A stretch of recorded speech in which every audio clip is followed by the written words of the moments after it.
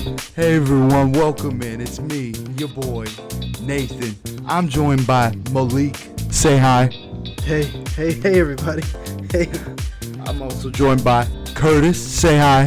Hello, everybody. Thank you for joining us. And we are 3Ps in a podcast. He is eating that microphone. Today, we're going to be talking about our favorite, or I guess interesting, lores and universes in video games. Is that correct? Mine is more movies, but yeah, there are video games. I've played them. Sure. So, let me tell you about mine. Originally, for this topic, I wanted to do Stardew Valley. I'm sorry, The Sims.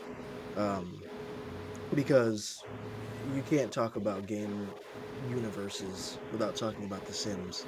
Because good job progression, nice starter house. Okay. You can you gain skills just as fast as you drink water from a cup. Dang, wish I Reference. could do that in real life. um, so literally, The Sims is just the best life you could ever live. Sans somebody just randomly taking away your ladder from your pool and you drowned. um, so that was the original idea. But as an honorable mention, I have to go with the best game that's ever been created. Second best, because I'll die on the hill that LA Noire is the best game ever made. But Baldur's Gate has some of the most amazing backstory, back history, back lore that a video game has ever had, because Baldur's Gate's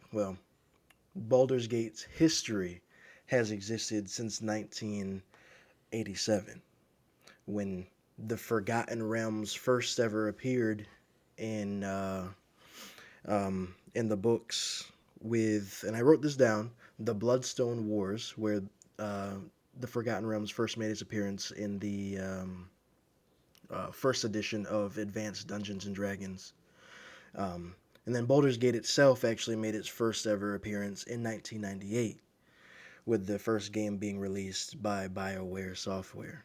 So, and also during this research, I also learned that Neverwinter, which is also a Steam game, existed on Forgotten Realms series. So there's a lot that they have. Oh, Which I did play Neverwinter a couple years ago. I haven't touched that game in God knows how long.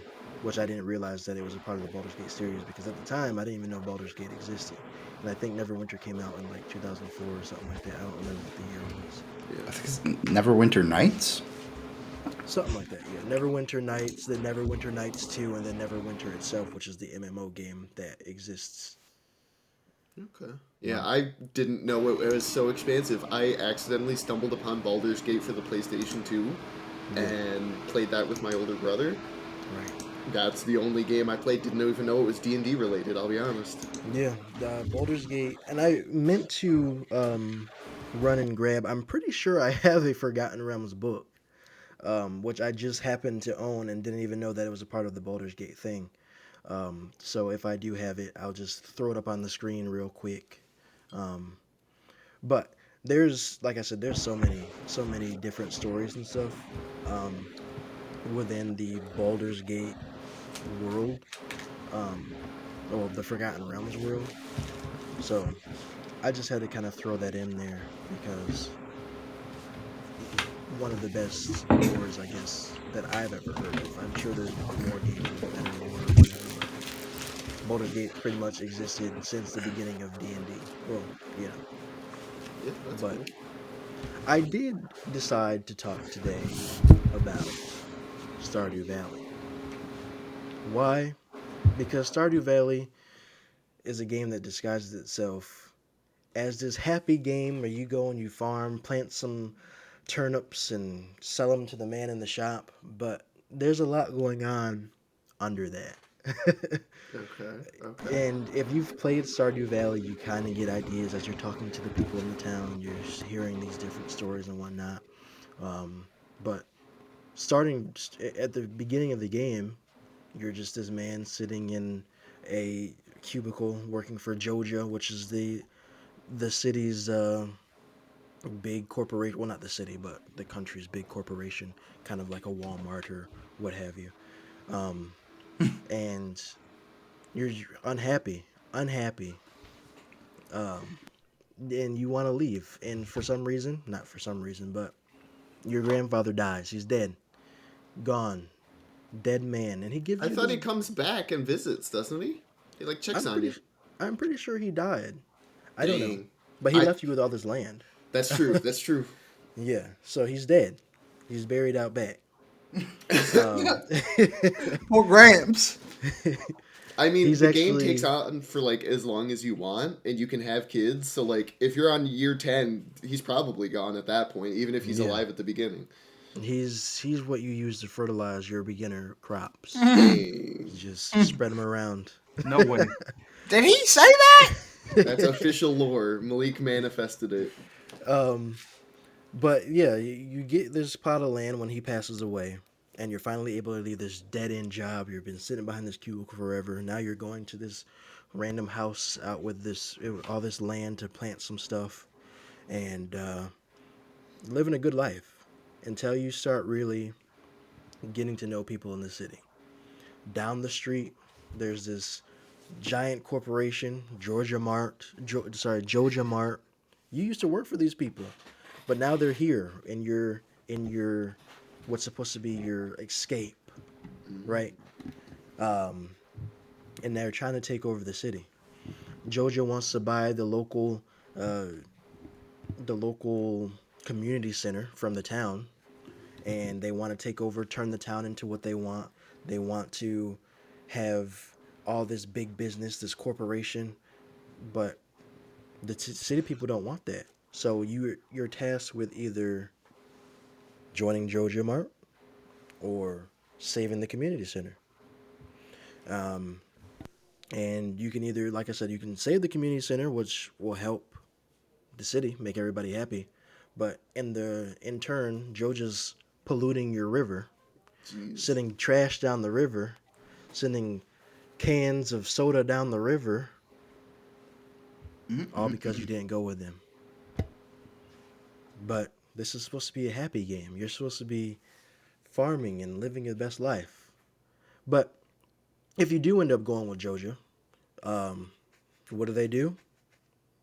They turn the city into this not wasteland, but as more of a corporate city. I'm pretty sure the main shop gets shut down and they become everything. The community center gets turned into this warehouse that stores um, all of their supplies and whatnot. No more community center. The kids, they just got to run around in the streets now. They have nowhere to go hang out at. It used to be a good neighborhood. Exactly, until Joja came. Um, but then there's also a lot of side quests. Like the mayor is having an affair with this random lady named Marnie, and he wants to hide it because he uh, he wants to hold up a good reputation as the mayor of the town.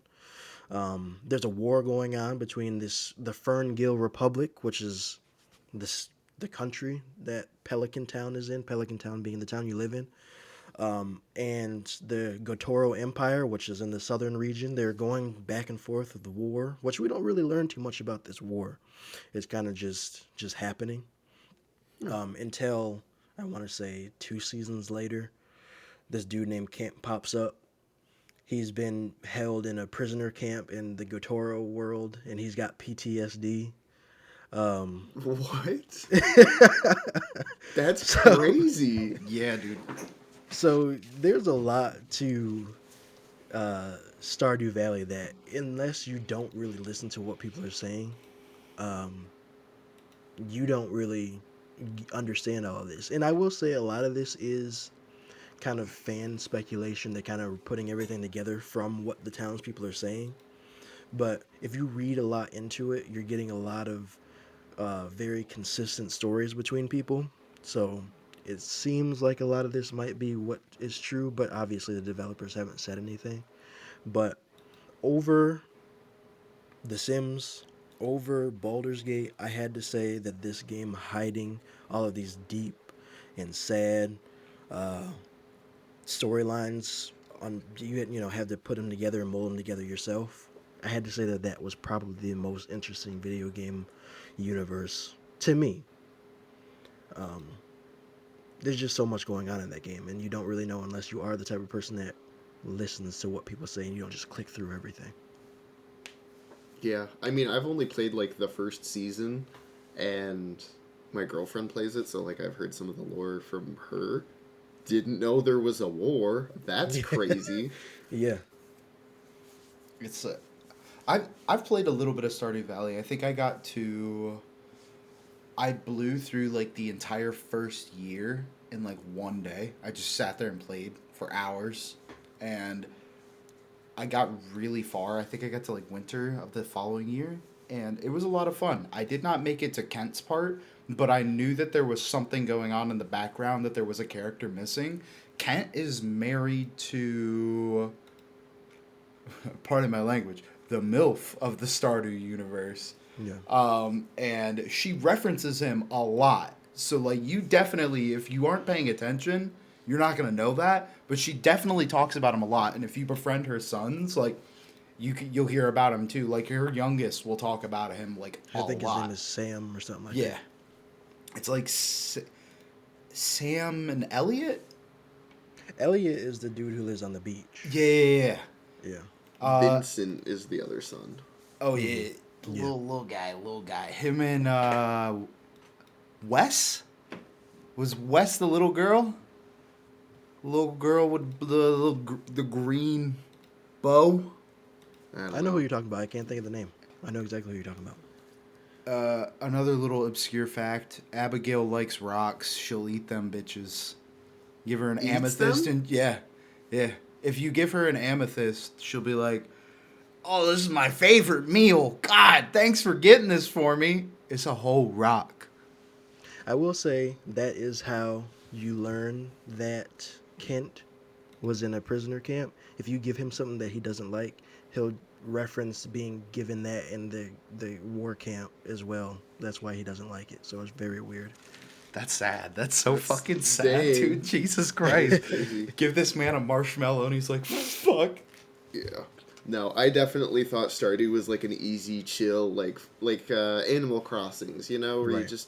you build up your house and you collect the things and you do the farming and it's fun and it's cute. And then my girlfriend was telling me about one of the characters has like a side quest where he's like super suicidal, and I'm like, Jesus, this is not the game that I thought it was. Yeah, well, there's a character who's just so, mean and, he's not a nice guy. His name is Shane or something like that, and he works for the supermarket. And he's overworked. And even if you side with the community center, the market starts overworking their people even more. So That's crazy. You can befriend Shane, though. You give him beer. You give him beer every single night. Oh yeah, that's right. He's like an alcoholic, right? yeah, There's a I couple think of them. There's there's a couple two. of Yeah, them. there is two. There's a couple alcoholics in this game. Yikes. So it's a game that prefaces itself as a happy farming game, but it is also real life. There's alcoholics, there's dead grandpas, PTSD. Homelessness. Yeah, that's Exactly. true. There's that dude that lives up in the mountain. Linus. Love him. And he goes through the trash and gets yelled at by the townspeople. So That's crazy. Actually, real he life. doesn't. When he gets caught going through the bar trash, the bar owner gives him a fresh loaf of bread. Oh, Not wasn't always, that though. cute? I'm He's- pretty sure. He says, and I quote, you shouldn't be out here going through the food. Anyone in the town can eat. Anyone can eat. Just come to my shop. And he gives him the food, and then he gets in trouble at the old man's house because he just walks right up the road and starts digging through the old man's trash. Right. And the old right. man's like, get him out of here. Get man in the 'cause you wheelchair. walk by. Yeah. I love him though. Yeah, I know. That's Alex's dad. Yeah. I know all about Alex. You know all about Alex. Who's little mama in the woods? In the woods? Is that Robin? Are you I talking think about that's Robin? Leah. Leia? I don't The one know. that Oh, like yes, owns yeah. the animal shop. Yeah. Yeah. Her and Abigail, they're cool people. So those are mine. You know, Stardew Valley really, and I did all this this morning before recording. I wrote this entire thing out, all this research. I went That's through great. like multiple Reddit posts, multiple wiki posts. I just locked in, and Stardew Valley was what my mind was set on. Even reading through Baldur's Gate, and you guys know how much I love Baldur's Gate 3. Stardew Valley was it for me. No, it's honestly, I'm glad you did it because it's deeper than I knew. I mean, I kind of knew some parts of it, but like, I'm glad we talked about it. Stardew definitely deserves the hype it gets, I think. Mm-hmm. I think there's a lot of like indie games right now that are getting real big, and Stardew is definitely one of them. You actually made me want to re-download it, and I haven't played it in years. It's multiplayer. It is. We'll have to get all the gang together because Michaela's been playing the crap out of it. She's going for like a 100% completionist run or perfection run or something. She's on like year 3, and she's like, "Yeah, I've got like 80 hours left of playing before I can complete it." And I'm like, Jesus, dude, It's a long lot to game. this game. It does go on for a while. It does go on for a very long while. Also, I don't know why she sounds like that. Don't at me in the comments. Because I'm sure she's going to listen to this as soon as I tell her there's a Stardew bit. She's going to be like, "Oh, I'm going to listen to it." And I'm like, "You don't sound like that. I'm sorry." Well, hey, thanks for listening. Hey! Do you want to go next, Nate? Yeah! I feel like Malik's had a bit more flow and sense. Okay. I went with like the Warhammer universe. I really like the setting. I've been playing a lot of the Total War games. Warhammer, I've never played the tabletop. I have watched lore videos on like the Age of Sigmar, 40k lore as well. Love them. Favorite guys in the whole Warhammer franchise. We love the boys. Love the boys. The Great Green Boys. Love them. I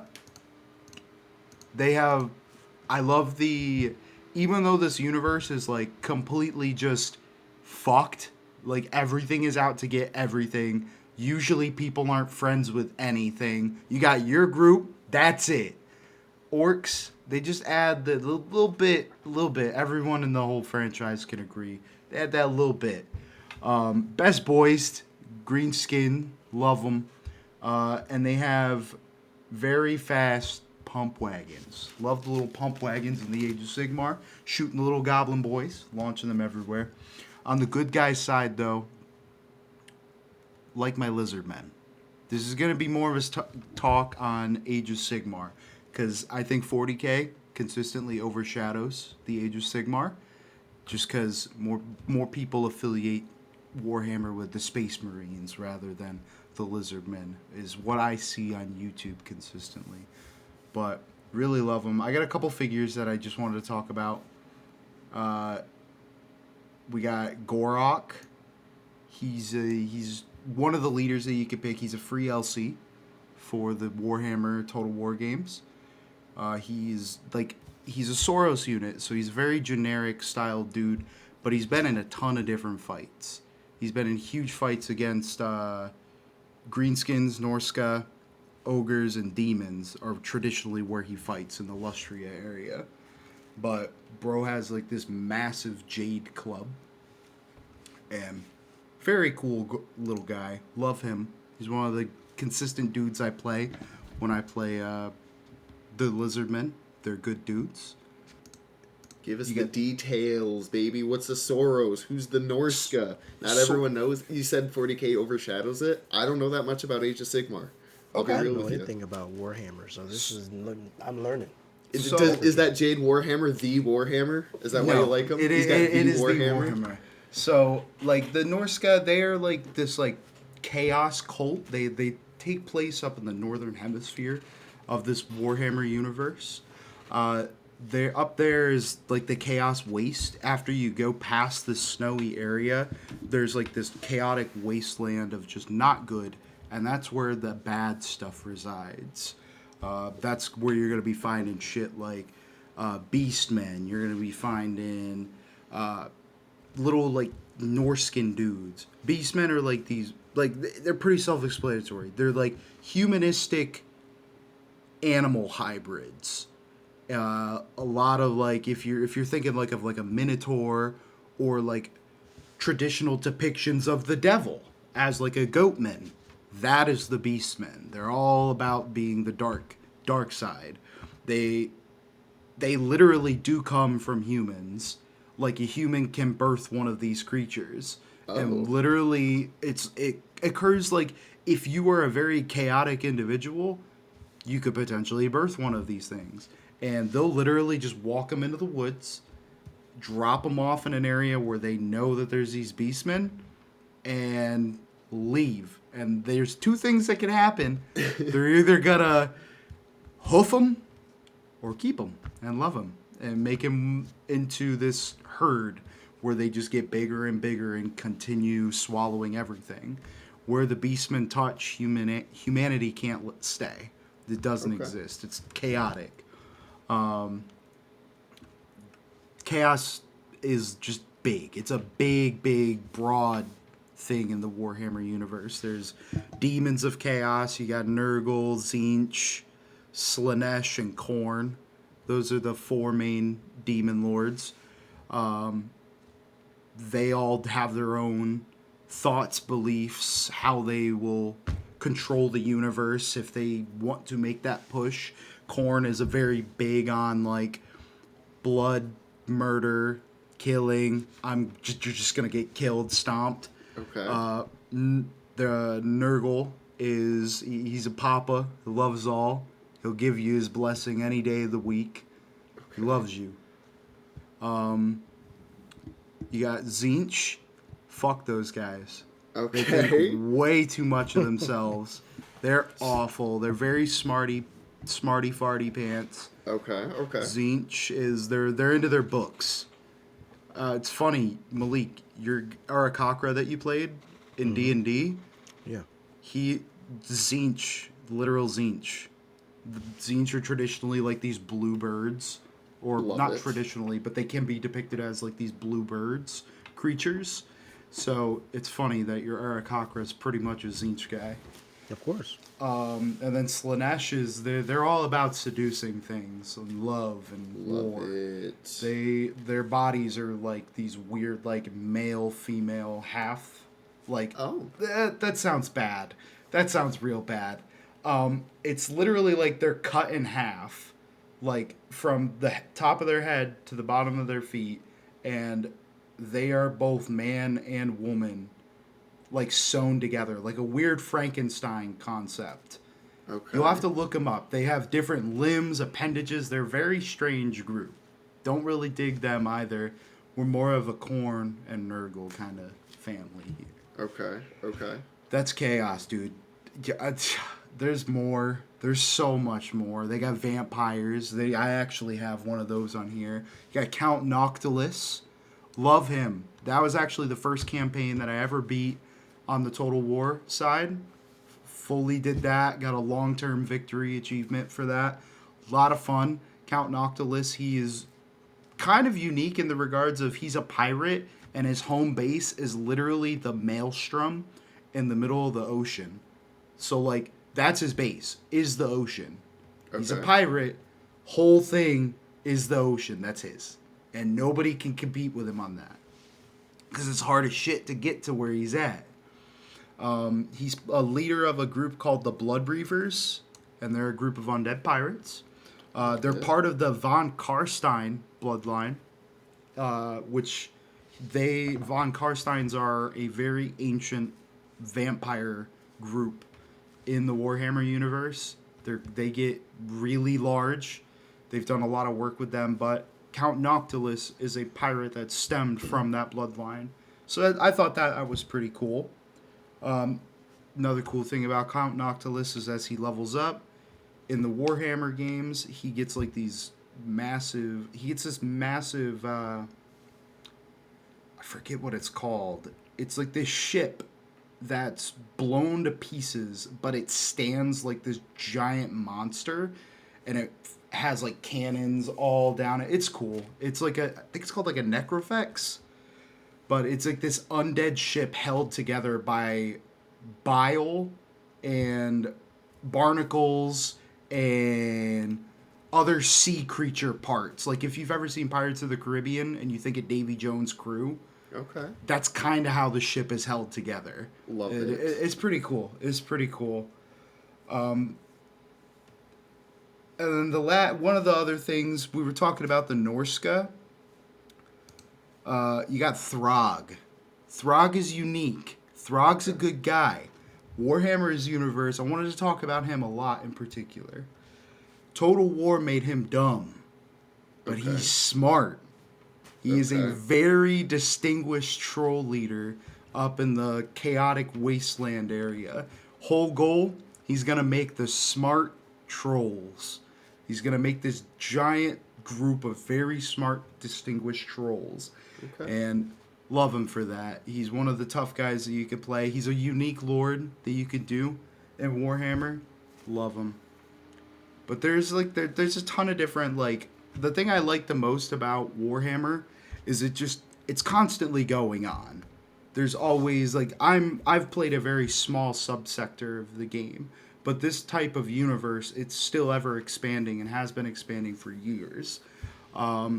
Games Workshop, the company that puts together this particular universe, they've been building on these universes for years. I'm not sure if they're specifically building on the Age of Sigmar anymore. I know they definitely were for a long time, but I know they're expanding on 40K right now, which they just dropped Space Marine 2. Really good game. I actually played that with you, Kurtis.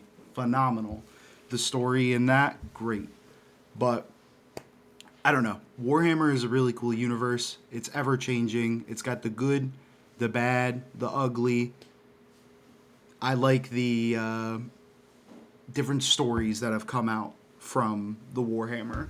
They have actual, like, in-depth with the lore stories, and then you have, like, fan stuff where they talk about, like, subsectors that are very small mentioned, but they'll expand on it. Like, they have a whole Warhammer 40K genre for horror, where they're talking about, like, different space horrors. It's so in depth. It just goes on forever. Yeah. Very, very fun game genre. It's like its own subsection, and I love it. You've sucked me into the Age of Sigmar Total War games. They're good games. I like them a lot. I've also gotten real deep into the 40K lore. Just recently for Christmas, I bought my first 40K book. Wow. So it's a chunky boy, but I think it'll be a lot of fun to read. But I think you were 100% correct on Age of Sigmar is superior because they have more races. Oh, I dude. think 40K is great. They've got some cool things, but they've got a lot of stuff in the old lore that they haven't updated or talked about in a long time, because they used to have space dwarves and space hobbits and, you know, all of that kind of stuff that is in Age of Sigmar, like the lizard men and the beast men and all that kind of stuff aren't touched at all in 40K. And I think it really makes the fantasy universe so much more fun to have those kinds of things, whereas 40K is basically boiled down to humans versus chaos, especially with some of the newer stuff like Space Marine 2 is very heavy leaning into humans versus chaos, which is fun, but, like, there's sentient robot people and elves who were so advanced in society that they, like, formed a new chaos god out of their hedonism, and, like, all these kinds of very cool stories, but it is still very restrictive in a lot of other ways. So I think Age of Sigmar definitely deserves more respect than it's given. I think some of the, like, groups, like, if you've ever played, like, some of the lizardmen in Total War, with their lore and who they ally with traditionally, not the dude that I was talking about, Gorok, but there's another Saurus dude that you can play. He actually allies with, like, some elvish group in the Lustria area. I think they're called, like, the Order of Lore Masters. But, like some of the different races like are actually friends in the Age of Sigmar as compared to like 40K, where if you're something different, obviously you're either a heretic, an alien, or awful. Those three things are one. There's no good. If you're something different, you don't exist in my eyes as an equal. But in like Age of Sigmar, other races are friends with other races, and it kind of makes a little bit more sense. It seems more fleshed out. Yeah, I definitely enjoy the grimdark setting of 40K at times, but it's a lot. It's heavy, and it definitely restricts the story in a lot of ways. But, you know, there's goods and bads with that for sure. Mm-hmm. I've learned a lot from this segment. Good. I don't know anything about this game, these games, this universe. So Yeah. here I think am. they could do better on the branding too. The fact that they're both Warhammer, but they're so vastly different, hurts one of the IPs by default. Because like, if somebody casual is trying to get into Warhammer and they start reading about all these like lizard men, they're like, wait a second, why do they have stone clubs when it's supposed to be in space? And it's like, well, it's Warhammer, but not the same kind of Warhammer. It's like, Yeah. rebrand one of them, please. The Age of Sigmar, it will always hold special place for me. Yeah, Love it. it's good. I for the total war game, I bought 1, 2, and 3, and I am missing one DLC, and it's because it's fucking elves, and fuck the elves. Dang! Wow, that's crazy. I'ma just He's drop setting some that. hard lines here. I'm dropping that real quick. Don't need them. Don't need them. One of the other campaigns I've done as a long-term victory, I did Torox the Brass Bull. Okay. He is a beastman. Love him.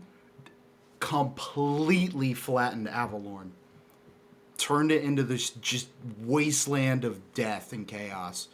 Avalorn was gone once Torox put his little hooves on that place. Okay. I'm assuming that's where the elves are from. Avalorn is, that is where the elves are from. That is where they literally all reside. There's like probably like 10, maybe 15 different elvish kingdoms on Avalorn itself. And I just... That's crazy. Yeah, it just kept on going. The roll just snowballed. Gone. Okay. Love that. But love it. What you got for us, Bertus? I was gonna do a couple different things, and Malik kind of had an honorable mention section. I originally was gonna do. Well, I was gonna do like 3 or 4 other things, and I finally settled on Star Wars because it's not really a video game one, and I think you guys have definitely leaned more into video games. But like, there's tons of Star Wars video games, so technically it checks that box. And you've got like the Lego Star Wars games, which basically tell the story of the main movies. You've got like the Battlefield or Battlefront game that was real big. You know, Jedi Power Battles holds a special place in my heart. I think I've mentioned it in every single podcast so far. Like, they got games, but my segment's more on like the general lore and like the movies and shows and stuff like that, because it is just so expansive. I mean, the first movie came out like 45 years ago or something at this point. Like, it's old.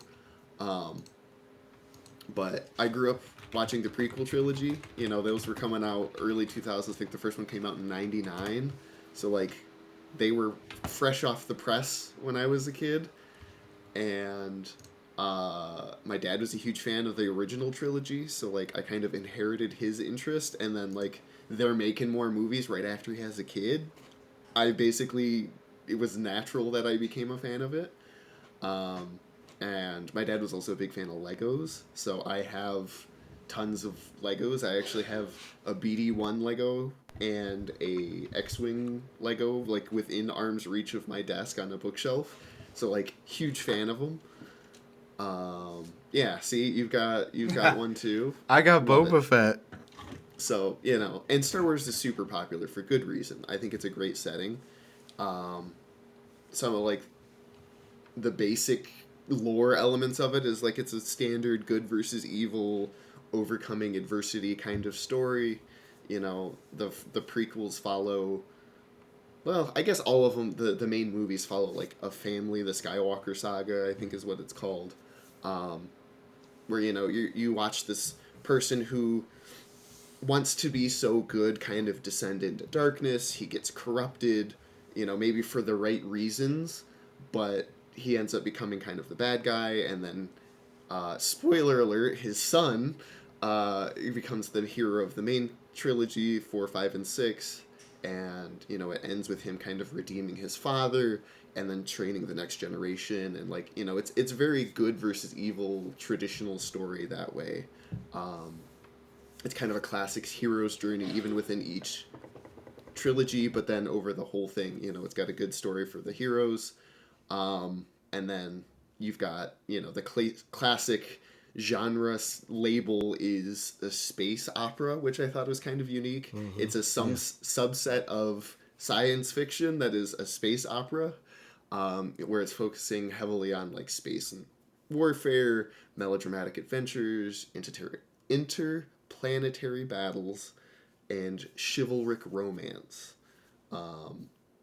This is off the Wikipedia page, so they're leaning very heavily into that, and I like it for that. I think a lot of science fiction settings like Star Trek or the Halo universe or 40K,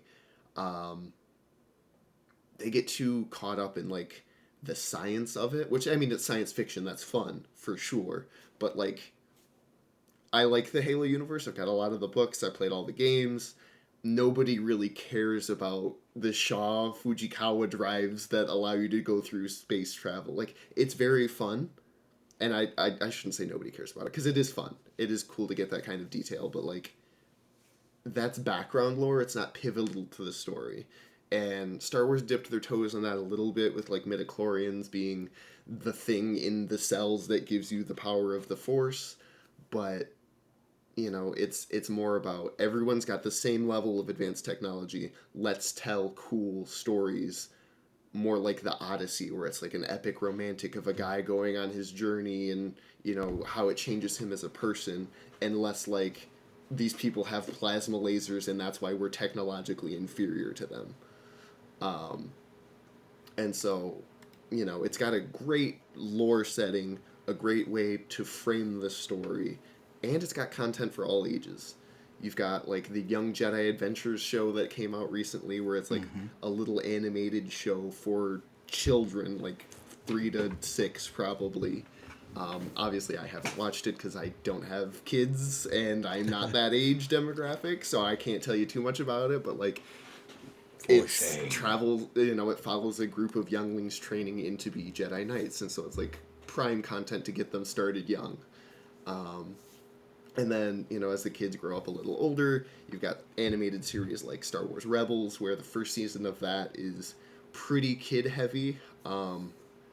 Star Wars Rebels is arguably my favorite piece of content. The first season is definitely heavy towards kids, but later on it gets very deep into the Star Wars lore, and there's callbacks to things from the live-action movies, and all that kind of stuff. So, I think it's 3 seasons, it might be 4 seasons.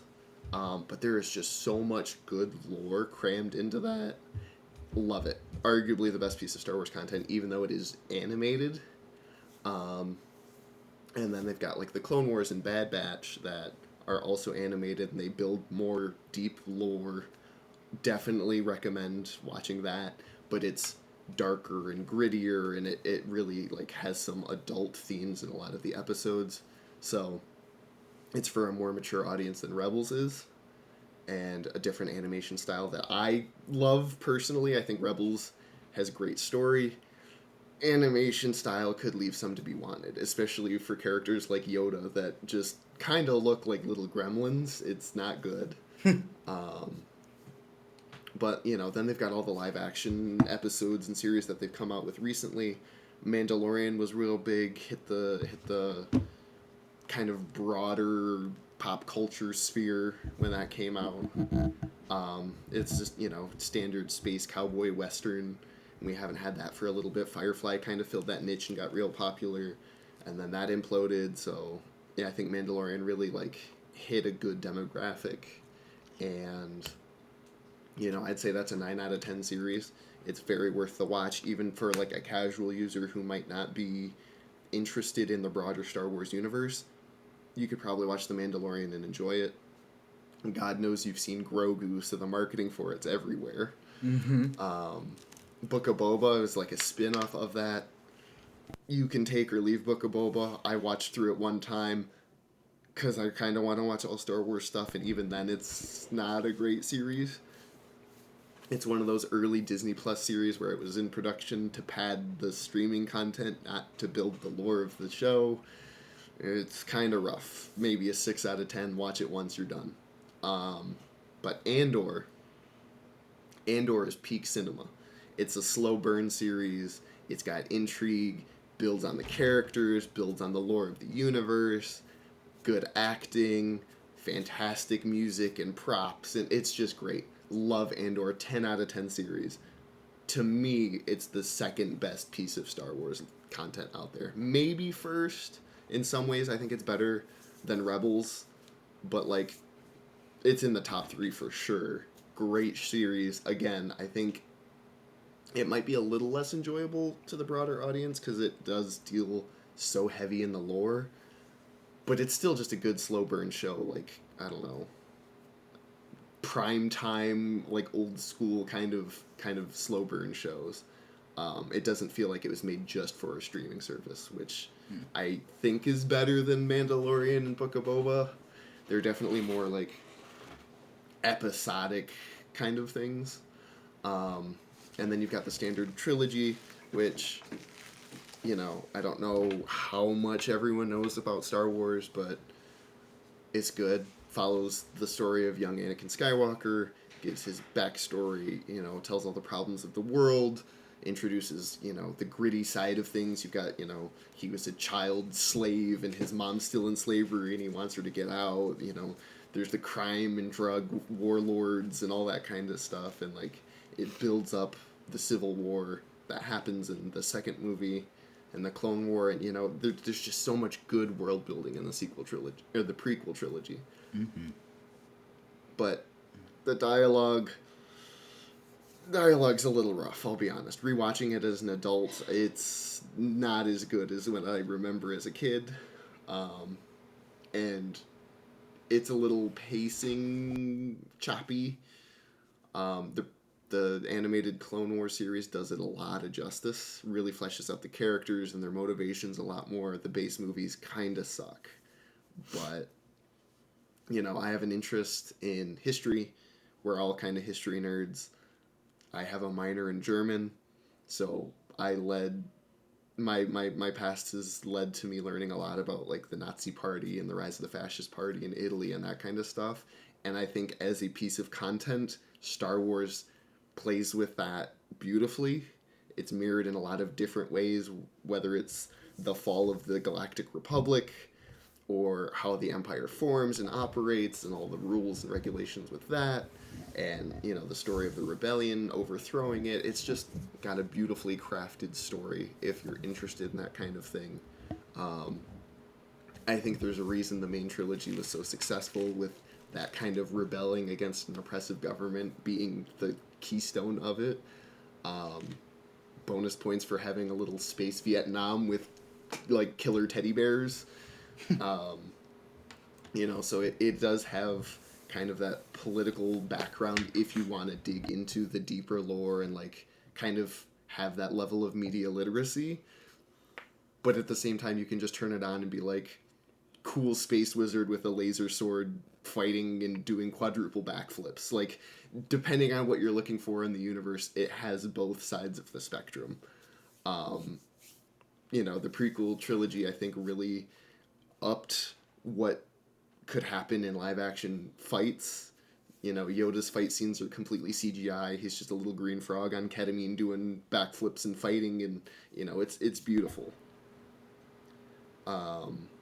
But you know, this is not even all of the content. It is so expansive. I dare not touch any of the books or the comics, or you know, there's all kinds of games that flesh it out even more, and you know, it's a great universe. It just is so much, and I don't want that to dissuade people to get into it, but like there's a lot. And I think that could be a good reason for somebody to want to get into it, because there's so much. Because when I go and watch shows or something and it has like 1 or 2 seasons, I'm like, do I really want to watch this? Because once I get to that second season, I'm like, I know there's not going to be more. There's a lot of shows I haven't finished for that reason.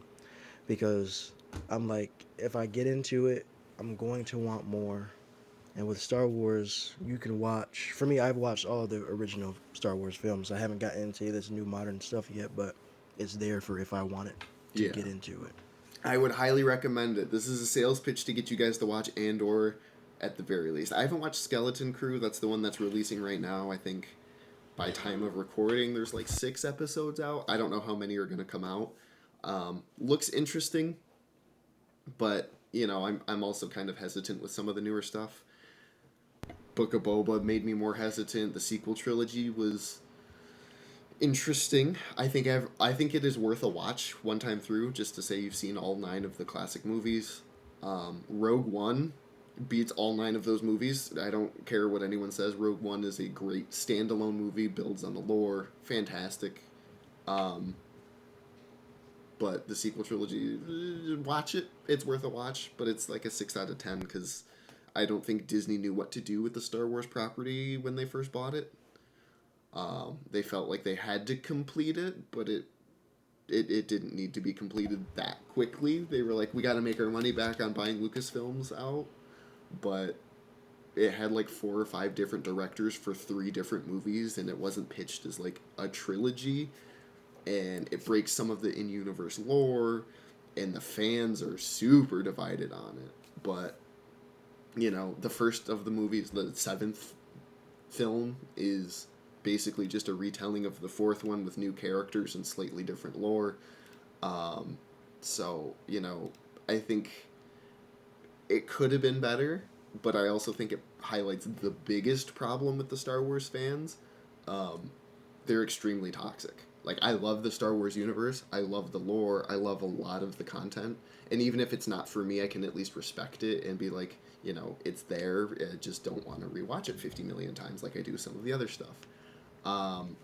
That is not true for all fans. It is some of the most toxic people because it is so spanning and people have invested so much of their lives and time into it. And, you know, they bought the Lego Death Star that's $1,000 and now they feel entitled to opinions.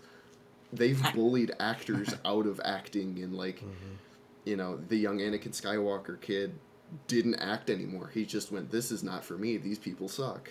The guy who played Jar Jar Binks was bullied to no end, and he finally came back into acting in a more recent Star Wars thing where he got to play as a Jedi, and like he was kind of welcomed back to like a warm welcoming, and a lot of the fans were like, oh, we didn't bully him. It's like, no, he had a horrible time in the early 2000s, and you can't sugarcoat it. Like, the fans do suck.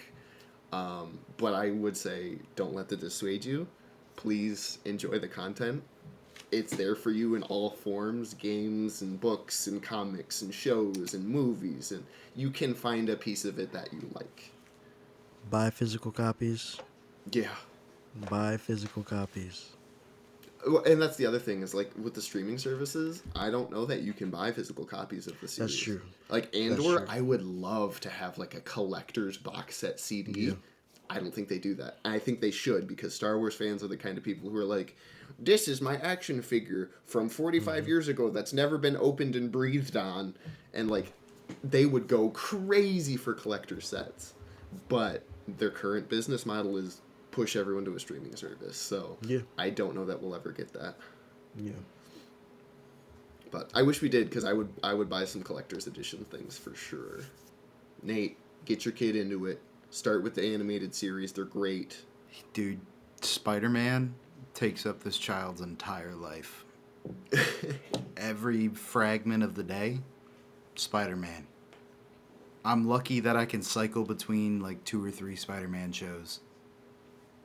By the grace of God, he will not touch anything else. We'll get you. We'll do a Marvel episode. We can do that. I'm learning a lot about Marvels with Marvel Rivals. So, I originally only knew the OG Spider-Man, Tobey Maguire, Blade, of course, which I didn't know was Marvel until just a couple years ago. Fantastic Four films. Other than that, don't know anything. Who's Doctor Doom? I don't know. Robert Downey Jr. now, Jesus. So, yeah. Yeah, no. I think there's a lot of other universes for us to explore too, for sure. Malika had some honorable mentions. I didn't write any of mine down, but I probably could have, talked about a bunch of other things. Halo universe is great. Yeah. I'm real big into Harry Potter, and Lord of the Rings. They're not necessarily gaming IPs, but I think Harry Potter's a little too topical at the moment. yeah, there's a lot of controversy with that one for sure. And they don't release stuff. Like, it's just kind of dead. The movies are dead. The games were okay. They're doing but, whatever like, they're doing with this game. I mean, I've played Hogwarts Legacy. They said they weren't doing any more updates. I'm pretty sure they've pushed through like a couple updates. Yeah. No idea. So, like, that one's kind of dead. I'm fine not talking about it. But, like, there's just so much universe. We'll do more episodes on it for sure in the future. But, yeah, maybe not a Harry Potter episode. But for sure, I think we could talk about the MCU and, like, even the comics and the video games. And, like, I played Marvel Snap real hard. A bunch of us at work played Marvel Snap for, like, 6 months. And that exposed me to a lot of fun characters that I didn't know of. That was my first exposure to Jeff the Shark, I think. Even if he wasn't directly in the game, I knew about him from talking to my coworkers. I didn't know about him until this game came out. No I idea. didn't know about Jeff the Shark. I did not know about Psylocke. No clue who that was. Yeah, there's a lot of cool people coming out, but we'll talk about Marvel in a new episode because we got all kinds of stuff coming up. So, if we want to do an outro, To sum up, Stardew Valley, play it, but listen to what the people are saying. Read everything. Come up with your own conclusions. Tell me in the comments. yeah, you heard it here first. Listen to the people. Malik's official stance. Listen to the people. Warhammer, hell, it's all war, people dying, people crying. It's okay though, because we have fun here. We have fun in the chaos. Yes, Just choose who you alliance with wisely.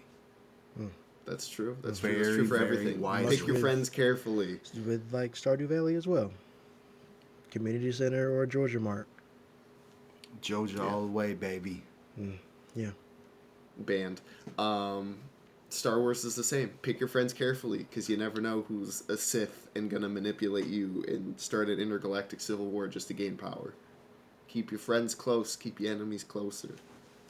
Thank you all for listening. We will be releasing these consistently, so please subscribe, like, follow, whatever platform we're on.